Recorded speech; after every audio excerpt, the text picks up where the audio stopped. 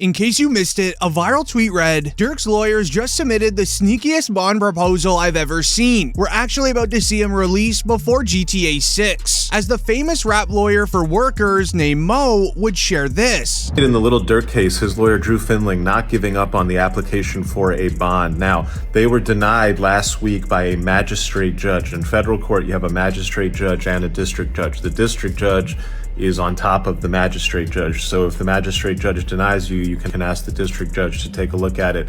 That's what his lawyers are doing here. I think this is a good decision because, quite frankly, in front of the magistrate judge who denied Lil Durk, Drew Finling could have pulled a rabbit out of a hat and that magistrate judge would have remanded the rabbit. You have to consider the fact, and I hope the district judge will, that this case, as pled several months ago, has been significantly watered down in terms of how it's being pled against Durk, where you used to have an allegation that we, the government, are going to prove to you exactly who he paid the bounty to. Now the government's saying, oh, we're not going to be able to do that. As mentioned by Mo, the fill-in judge denied Durk instantly. This is due to his case being a flat-out murder for hire, but it's what happened at his first bond hearing that will lead him to being released on his second try, as it begins with, update on Lil Durk. He had his bond hearing today. He looked good. He looked like he was in good spirits.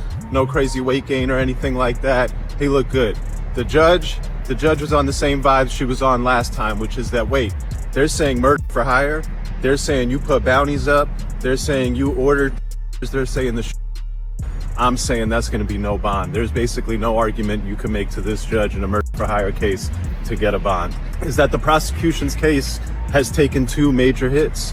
One, the prosecution has had to abandon their allegation that he rapped and celebrated about this murder, that he put these lyrics out talking about, oh yeah, I got you, you out here screaming no, no, crying in the street.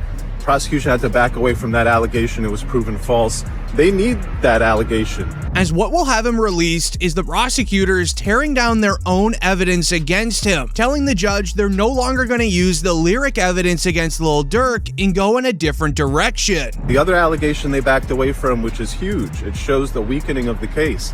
Previously, the prosecution had alleged that Durk paid the bounty for the through one of his co-defendants, and they named the co-defendant. Now they've backed off that allegation. They're not actually saying that Durk paid the bounty through the co-defendant or anyone else. And the fact that they're not saying that suggests that previously they thought they were going to be able to prove that he paid the bounty through this guy, and now they know we're not going to be able to prove that he paid the bounty through this guy. As he mentioned, the case is getting weaker for the prosecutors, who can't use Durk's lyrics anymore, but it's also why they charged him with something new. The news wrote, Lil Durk is now facing a new charge in his murder for hire case after being hit with a second superseding indictment yesterday. While prosecutors have removed mention of song lyrics, this ends up being terrible for Lil Durk, and allow me to explain. It reads, on Thursday, a California grand jury indicted Durk, born Durk Banks. The rapper now faces a new charge of stalking resulting in death in connection with the passing of Quando's cousin. This is in addition to the previous charge with one count of interstate facilities to commit murder for hire, one count of conspiracy, as well as one count of using, carrying, and discharging firearms, and a machine firearm in possession resulting in death. However, the prosecutors have removed all mention of Durk referencing the murder in the song lyrics on the latest indictment. This is amazing news for Lil Durk. This is why his lawyers already submitted paperwork for the second bond hearing. But did you know Lil Durk's lawyer called the case a joke? As the feds only had lyric evidence against Durk, but then they just announced they're not even using it. The case is as follows. So there was an indictment that did not name him, right? It named others, and then there was an unindicted person. And then 3 weeks later, that indictment was what's called the first superseding indictment, and it does name him. The indictment was identical, except the unnamed person now became Durk Banks. And this is the really important part, Ak. The second indictment, what's called the first superseding indictment, only had one new fact. It had one new fact, and that was it alleged that there was a video by Durk that celebrated and monetized this. Knowing there is very little evidence against Lil Durk, his lawyer Drew would then ask around the rap industry about these songs the feds wanted to use against Durk, and he realized these rap songs are very old and shouldn't even be used against him. We got the indictment, we noticed, and we started hearing from people in the music world. People are like, this doesn't really make sense. That song, those lyrics were done a long time before that. I mean, we were hearing it from all different directions. We were hearing it from studio people. We were hearing it from people that wear suits to work every day, executives. Exactly, yep. And so we were like, we got to get to work here. We got to figure this out.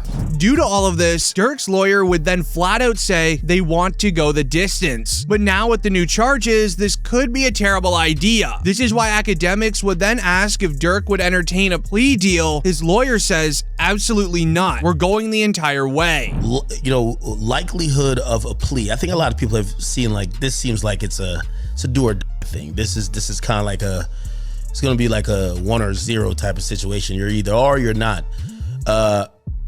Is Durk, from your understanding, or you as a lawyer right now, as his criminal attorney, are you open to possible conversations about plea deals?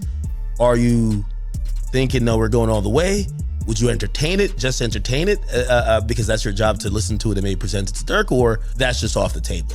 It's a conspiracy commitment case. It's an all or nothing case, and he did not participate in a conspiracy to commit. And so there is no alternative. It's a life sentence, potential life sentence. So this case is going to go to 12 people. They are going all the way for one specific reason. Durk's lawyers are keeping this in their back pocket to end up winning the case in the end, explaining that all Lil Durk does online and in music is an expression of his First Amendment right. There's a First Amendment argument here, right? That this violates the First Amendment. Can you talk about that? Right, for sure. I mean, I'm expressing myself. I can say the things that I want to say in a rap record or any kind of record. And you could go back and there's country records and there are pop records and there are R&B records that talk about all kinds of things. It's just that there's this notion that with hip hop, quote, glorifying violence, that suddenly now we're going to use these things to prosecute them. But does that mean that the free speech, First Amendment has gone away? No, absolutely not. He can absolutely rap about what he wants to rap about, and that doesn't mean just because the story is violent. As it looks so good for Durk's lawyers, other lawyers online are saying he's going to be released just like Young Thug was. We've seen it happen quite a bit. I don't know that I'd say it's been persuasive. I think the biggest example we look at is Young Thug down in Atlanta. They took a lot of his lyrics, and even though technically speaking, ultimately they got a conviction, he actually walked out on time served. Most of the people that were prosecuted didn't end up being convicted, and I don't think anybody would call that prosecution a successful prosecution. And so, you've got freedom of speech issues. Does it mean that just because I'm saying something in a rap song, it typically is a rap song, does that mean that I actually did something? And this is an extra interesting twist here because Lil Durk's attorney is saying, well, this song was actually released months before. However, these new Lil Durk charges could change everything, and let me explain. While they did drop the biggest coincidence evidence of all time, such as the lyrics of Durk rapping, "Look on the news and see your son screaming no, no," as Quando was on the news screaming no on the sidewalk. Right now, the search is on for 3 people who police say at a Savannah rapper, a member of his entourage. It happened in Los Angeles, and cameras captured the aftermath.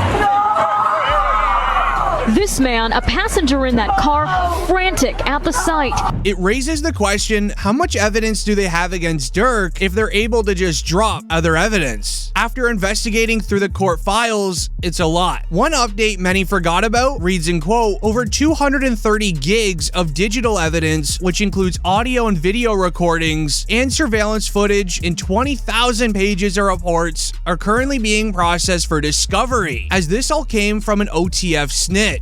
His name is Jam, and he allegedly supplied them with all the evidence. A court update read, the feds believe Lil Durk paid to get these 2 people dealt with. Number 1, Stefan Mack. who got Lil Durk's brother D-Thang. Then number 2, OTF Jam's baby mom. She passed away after Lil Durk found out he wore a wire around him. Feds believe OTF Jam is the key to putting Lil Durk in jail for all 3 crimes. As of right now, there's 2 new murder cases looming around Lil Durk's name, as it was this Instagram live where Durk noticed OTF Jam was wearing a wire. Jam is seen holding the top of his jacket, whispering in it. I ain't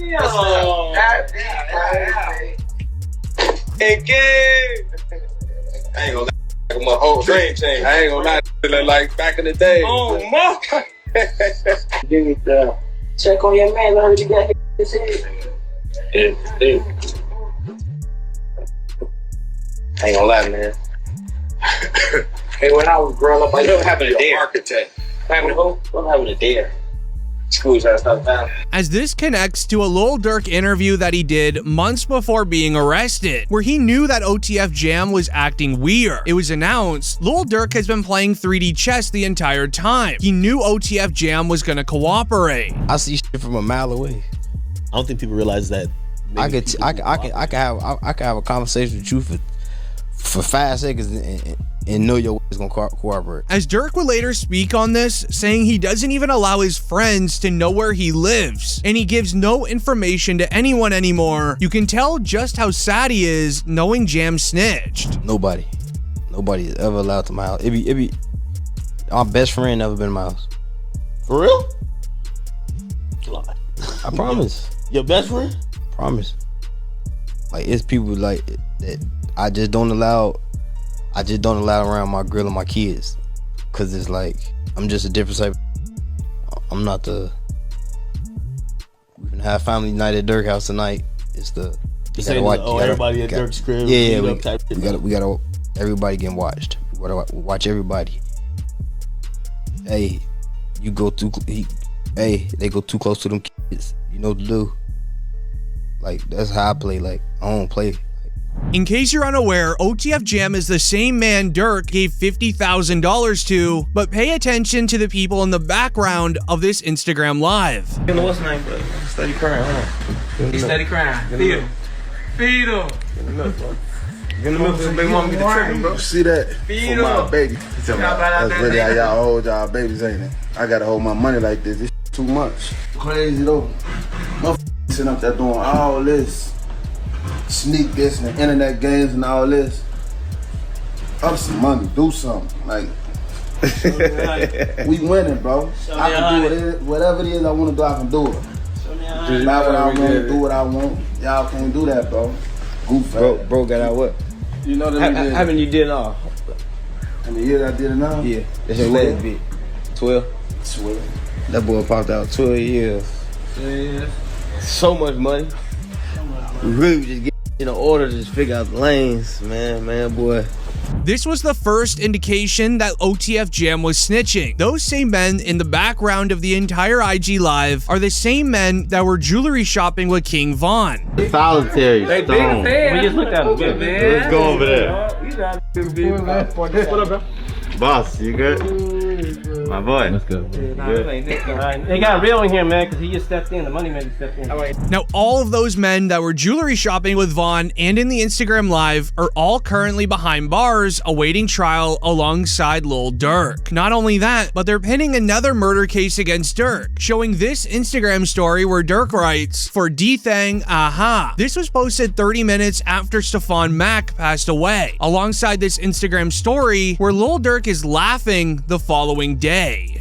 You can't see other shit, boy. What? Tweak on my folks.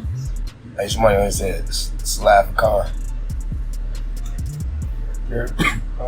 Somebody always said, it's laugh a con.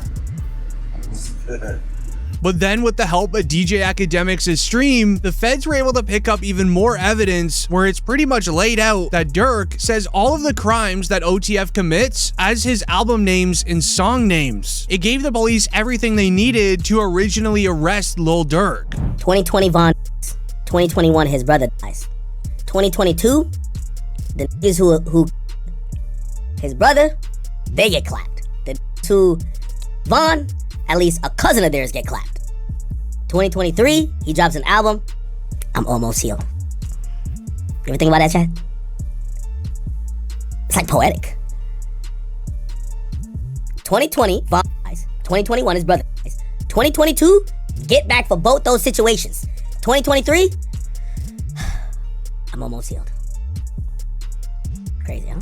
As it was originally what caused rumors to circulate that OTF members were snitching against Lil Durk, but in reality, Durk was self-snitching, as according to police records, there's only one OTF snitch, which is allegedly Jam. No motherfucker know what's going on, but them people that's in them courtrooms, man. For real. Them be false accusations. Y'all don't even know what the be going on, for real. Y'all really be trying to play Inspector Gadget and all this. Y'all just be weird as hell. That's what I be talking about, man. Like, first y'all threw the jams rumors out there. Now y'all talking about Vonnie a snitch, gang. A snitch on what? Y'all don't even really know what's going on, for real. On my kids, y'all really just be running. And that's why I don't participate in nothing that got to do with nothing illegal. Because of you motherfuckers, y'all be trying to get them put under the jail. But it all isn't terrible for Lil Durk. A lawyer would predict his release date from jail. So it all depends on the hunger of the U.S. attorney and the AUSA that's involved. And if they want this individual badly enough, they'll make very attractive deals for these individuals. What does a very attractive deal look like? I think they go for the lowest hanging fruit. Whoever, didn't actually guy, maybe someone that was involved that didn't actually, or someone that, but it didn't hit, they're going to have forensics. Yeah. So they'll take whoever is the least culpable, and I think that they'll approach him and make a deal with him that'll be the most attractive. And if that guy doesn't make a deal, they'll move on to the next guy. So usually that's what happens, right? You go for the lowest hanging fruit first, the guy that you think will flip, the guy that didn't really have that much involvement. Then it would be announced. Kodak Black's attorney Bradford Cohen says Durk has a chance to beat the King Von and Quando Rondo revenge case unless OTF testifies against him. He says, I'm hesitant to say they have a slam dunk case on Durk Banks. I think they have a long way to prove the conspiracy against him. When it comes to Durk Banks, so far I've seen one text that says, don't have them associate my name with any kind of flights that they're taking. Certainly that's not a good text, but is that the only text? Because that doesn't, that in itself doesn't stand on its own. Certainly it's circumstantial. But like I said, we have to wait and see what other evidence they have. If they have a snitch, if they have videotapes or audio tapes of him saying something, I think that's a lot different than, hey, just make sure you don't associate my name with these guys. So I'm hesitant to say that they have, a slam dunk case on Durk Banks.